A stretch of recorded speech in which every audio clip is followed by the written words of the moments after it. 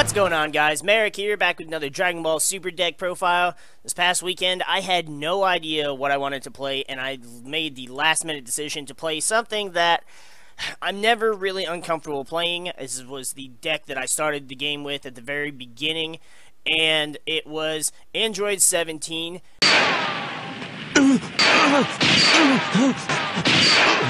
This card is still easily one of the best leaders in the entire game. Ever since Set 2, Android 17 has been able to hold his own competitively. He may not be the best competitive leader, and he may not have ever been the top tier leader, but there's no denying that androids have been one of the best archetypes since their initial release.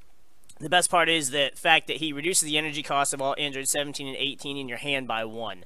Now, he is an Awaken Draw 2 leader. Not a big fan of that. But you can easily get around that now that we have the new Negate that lets you take a card from your life instead of having energy. So you don't necessarily need the Untap 2. It would be beneficial, especially during the offensive step.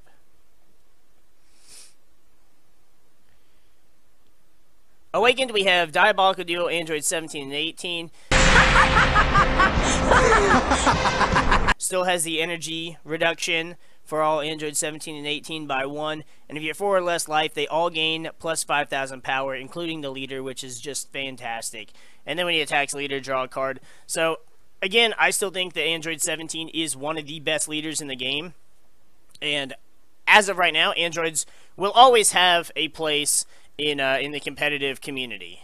With the release of Set 5, we got a lot of great support for androids once again, and arguably one of the best cards that we got, in my opinion, is Infernal Messenger. We run 4 of these.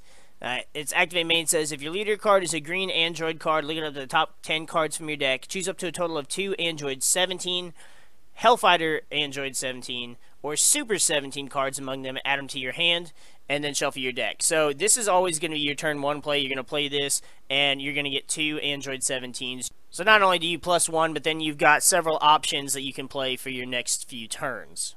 The first Android 17 we play is Dreadful Duo Android 17. Calm down, sis. You're going to blow a circuit. One of the greats from Set 3.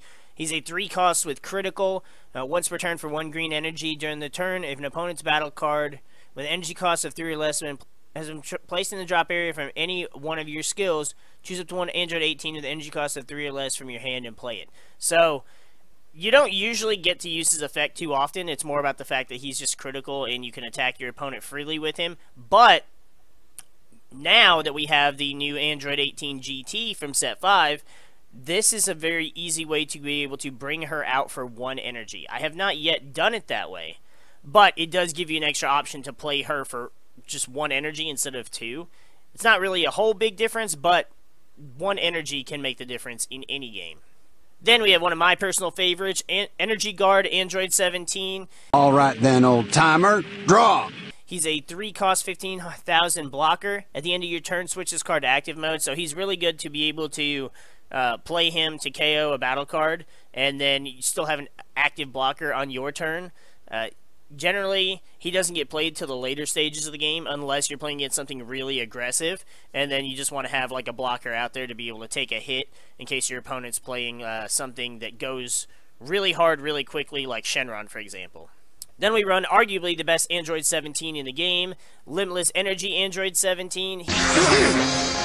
He's a 4 cost with barrier and blocker, 20,000 power. And when you play this card, if your leader card is a green card, choose up to 1 of your opponent's battle cards and KO it.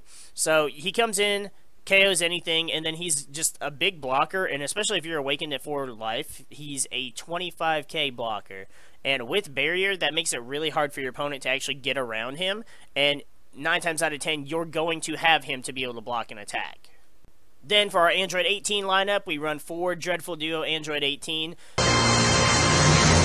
She is also a 3 cost with critical, just like the Dreadful Duo 17. Her activate main is a little bit different. For 1 green energy during the turn, if opponent's battle card with energy cost of 4 or more was placed in the drop area by one of your skills, you get to choose one of your opponent's battle cards with 3 or less and KO it. That skill is kind of useless. We never really have any reason to use that skill. I'm sure it could be useful, but really. She's just there because she's an Android 18, and she's a 2-drop 20k crit when you're awakened. Then, of course, we have arguably the best Android 18 now, Deadly Defender Android 18. She's a 3-cost, 20,000 with barrier. And during your opponent's turn, if your leader card is green, this card is in rest mode, your opponent can only attack this card. So, when you're awakened and you're 4 less life, she's 25,000 on your turn, she's 20,000 on your opponent's turn, and they can only attack her. This is one of the best cards androids have ever gotten for support. I hate that it's the GT variant of Android 18, but this was a very, very much needed defensive card for androids. Now, I realize people are like, defensive card? You got free blocker Krillin, you got the 3-drop 17 blocker, you got the 4-drop 17 blocker. I know, but Krillin gets blown up all the time. 3-drop 17 can get blown up all the time. So really, that only leaves you with the 4-drop 17 as really a solid defender. And arguably, out of all the defender cards, Android 18 is the best one, hands down, because the leader is going to give her that boost and give her a cost reduction. There's no other better defensive card. On the offensive spectrum, since this is still pure androids, we run Exterminating Energy Android 18. She's a 5-cost 20,000 with double strike. When this card attacks a leader card, your opponent chooses one card from their hand and places it in the drop area. I still like this card. We don't use it very often unless a game actually gets far enough that we can play her and still have, have some defensive options. But I still think that this card is great, especially with this leader. The discard 1 doesn't really do as much as you would like since you're not running Cell Chain or anything like that to rip their hand apart. But it does give you a bigger Android 18, and you can swing for double strike and just drop your whole hand in combo if needed. Then, more for utility than anything else, we run 2 twin brother Android 17 and 2 twin sister Android 18. Now, these cards rarely get played, but on the off chance that they are played, here's why.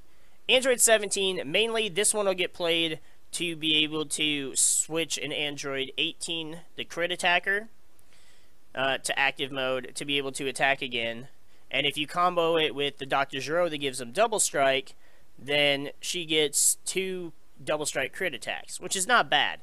He's also there to be able to switch the 5-drop Android 18, so you can attack leader twice, make them discard 2 cards, and that's 2 double strike attacks. The Android 18, on the other hand, is there strictly for the Android 17 with crit. She's not as useful, so she usually ends up getting charged. You could use her on one of the blockers to be able to attack and then restand it so that it can still block, but not really necessary. So personally, I feel like the Android 18 isn't as useful, but since the Android 17 crit attacker can play her for 1 energy, then you can play her, swing with her, use her auto to be able to restand that crit attacker and get him to attack again. So either way, they both have their uses, and I feel like they're both decent enough to run at least 2 of in this deck. Then, because we run plenty of Android 18s, and our Awakened leader is Android 18 herself, we got 4 Destined Deed Krillin. Good luck. He's a 2-cost 5,000 blocker, and he's a free blocker if you have Android 18. So if you're Awakened, he's free. If you have Android 18 in your battle area, he's free. And I mean, there's nothing bad about free blockers except for the fact that they are so weak. Then, one of the best mechanics brought into Set 5, arguably, was Sparking, and we run 4 of the new Defensive Stance Super Saiyan Vegeta Sparking combos. So, a few things about these combos that make them so great is, 1, they already have 10,000 power. So, you can combo with them even if you don't have the Sparking 5. But, all you have to do is have 5 cards in your drop area to trigger that Sparking 5, and you can use them as super combos and get the drop power as well. So, it's so much easier to get that set up than it is to get to 4 life. Sometimes you're going to get to 4 life pretty quick, but either way, if you're getting down to 4 life, you're probably comboing or losing a few cards here and there, so you're going to have that Sparking regardless. I think this Vegeta is just overall better than any of the other super combos you could run with androids. You could run Android 16, but I don't even think he's that great even with Cell. So then we've got the daddy android himself, Android 20 Vile Creator. He's a 2-cost 10,000, but we use him for his combo. For 1 energy and an additional 5,000 power, when you combo with this card during your turn, choose one of your attacking green android cards and it gets plus 5,000 power and double strike for the duration of the turn. So that right there is how you take advantage of the twin sister and twin brother to be able to swap the crit attackers back into active mode. And when you do it with this card, then they're a permanent 25,000 with double strike. So double strike crit 2 different times. That's not bad at all. We actually used this card to guarantee us a victory against the Storm player during the tournament. We'll go over that in a moment. Now, debatably, one of the best cards in this deck, in my opinion, is King Vegeta's Surprise Attack. It's a 1-cost activate battle card from set 1. Says, choose one of your battle cards. It gains plus 10,000 power and revenge for the duration of the turn. So the best way to take advantage of this is with your blockers, or, more importantly, with the new Deadly Defender Android 18. That's why I say she is one of the greatest cards to ever been given to androids, because you combine her with this, and right there, that's 30,000 revenge for the duration of the turn. So if your opponent keeps attacking it, she stays at 30,000, and on top of that, she keeps revenge. She's gonna kill anything that touches it, even if they combo over it. And if you can combo and keep her alive, even better. Then lastly, one of the best negates we have been given in this game is Shocking Death Ball, and the fact that they made it green was perfect. It's a 1-drop. It's a 1-cost counterattack. Says if your leader card is green, negate the attack, then choose one of your opponent's battle cards, the energy cost of 2 or less, and KO it. And it has Sparking 5. So if you have 5 cards in your drop, you can take a life to activate this card's effect instead of using an energy. So it helps with Self-Awakening. It helps you get a card. It helps you when you're tapped out. There's no downside to it at all. If it was as...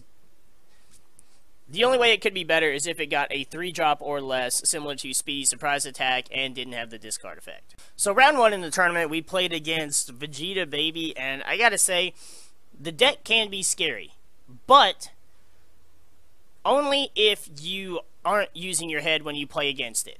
So because there's so many things in that deck that reduce the battle power of a card and can KO it because of the new mechanics, all the baby cards can get out of hand. However, with androids, and androids in particular, we have 2 of the best cards that get around that barrier, which is the Limitless Energy Android 17 from the Ultimate Box. He's the 4-drop blocker barrier, and the Deadly Defender, because she has barrier.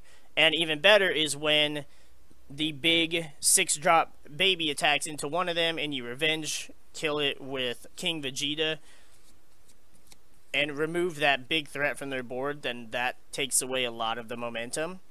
And along with all the crit attackers too, it's easy to get overwhelmed, but if you play correctly, you can easily get around all of those power reducing cards. Game 2, we ended up playing against Trunk Storm. And as much as I hate playing against Trunk Storm, we didn't have that difficult of a time against it. Honestly, our side deck was relatively set up to handle it.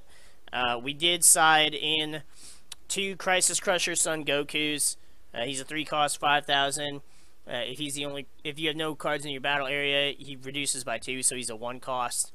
And your opponent can't attack with cards with energy cost of 1. Also, his activate main says once per turn you can choose a 1-drop and KO it if he would focus.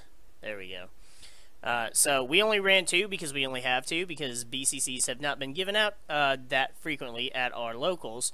But the card comes in pretty handy. Also, because there are still some leaders that draw when they awaken, such as Trunks, such as androids, and even Soul Striker, we still run 4 Chilling Terror Android 17s. He's a 3-cost 15,000, 2 with the leader. That basically says when your leader awakens, they can't draw. So it prevents them from getting that draw 2. It does not prevent them from awakening, but that draw 2 means everything.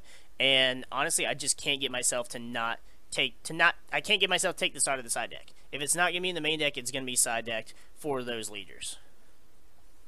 So we ended up taking that game as well. Round 3, we played against Shenron, and I was expecting Gogeta, but it wasn't Gogeta at all. But instead, it was Shenron Ultimate Evil Majin Buu. So I know how Majin Buu works because I played the deck so often, and I knew how to get around it, especially with this deck. We took game 1 somewhat easily, just being able to stall everything, and he activated the ability of Shenron on Ultimate Evil Majin Buu, attacked the Android 18 to kill it so that he could get to the leader, and he did a couple combos. It was at like 75,000 power or whatever, and we just dropped a King Vegeta and killed it. I think he had like 3 cards left in his deck before he eventually scooped that game, because he knew there was no way he was going to win. So we go into Game 2. Game 2 got down to the wire. It was so close, and I would have had it, but I misplayed. I thought we had 5 cards in our drop to be able to play our 2 Shocking Death Balls. I think we had like 6 life at the time. And we blocked one of the attacks. And I was going to we may have had less life, but we had at least 4 life. I know that much. And we blocked the first attack, and then with the second and third attacks, I was going to just take 2 life for the 2 Shocking Death Balls. And then on the next turn, we would have been able to kill him with all the cards we had in our hand and on our board. However, I did not have enough cards in the drop to be able to activate it, so then I had to needlessly combo the first time around, and just to get cards in the drop. Or no, the second time around. The second attack we had to combo, even though we knew we weren't going to get it, and we had to just hope that we were going to draw into another Shocking Death Ball, which we did not, so we ended up losing that game. And then Game 3 just did not go in our favor. We just drew complete trash, and he was able to get the Kid Buu out on us turn 3, and we couldn't do anything about it. So we would have had game, we threw it away, but he got the win fair and square. That was our own fault for miscounting and misinterpreting the situation. But it does make me happy knowing that pure androids without Cell can still hold its own, even against a deck as ridiculous as Shenron. It also would have been nice if we would have drawn into either of our Dark Power Black Mass Saiyans, since he was using a Child's Wish to bring out the 5-drop, or to bring out the 3-drop critical blue Kid Buu, and then he would have had to discard 2 cards. We sided them in, we didn't draw any. We probably need to bump that up to 4 since Shenron cards are so popular and they do run Child's Wish, so that needs to be bumped up to 4.